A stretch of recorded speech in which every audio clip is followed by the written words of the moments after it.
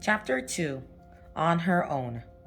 Beatrice began taking art classes at the South Kensington Museum, now the Victoria and Albert Museum, which was not far from the Potter's home.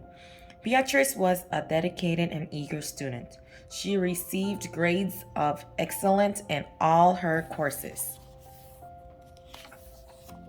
When Beatrice was almost 17, Mrs. Potter hired Annie Carter to be Beatrice's governess and German teacher.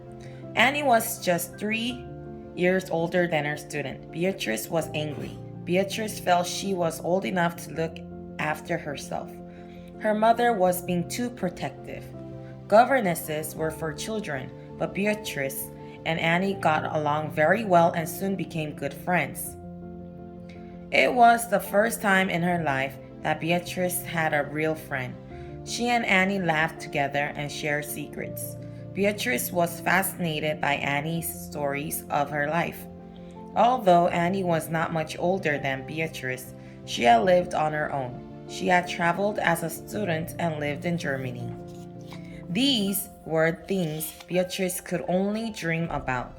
Beatrice knew her parents would never agree to let her live on her own, travel, or get a job. Beatrice's parents would make all decisions for her until she was married. This was what all rich parents did for their daughters. After only 2 years with the Potters, Annie announced she was leaving to get married. Beatrice was sad and surprised.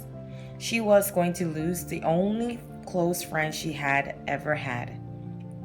Annie's decision made Beatrice realize how little she really knew about the outside world. Would she ever leave her parents' house? Would she ever become a wife and mother? Would she ever be able to make her own decisions? Annie Carter married Edwin Moore in 1886. Soon after the wedding, the couple settled in Wandsworth in southwest London. Annie made Beatrice promise that she would visit. Beatrice knew her parents would not like the idea of her traveling on her own across the city, but Beatrice was determined not to lose her dear friend. Benjamin Bouncer. Not long after Annie left the Potter house, Beatrice bought her first pet rabbit. She named him Benjamin Bouncer.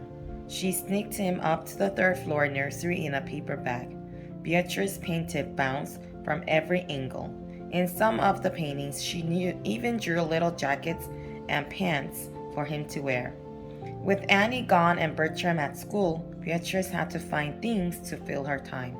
She did the things that she liked best, drawing and painting. She also started thinking more about what she would do with her life. Beatrice put her thoughts in her diary. She did not want to live with her parents forever. She did not want to have to look after them in their old age. But she couldn't go out and get a job. Her parents would never agree to it. What would become of her?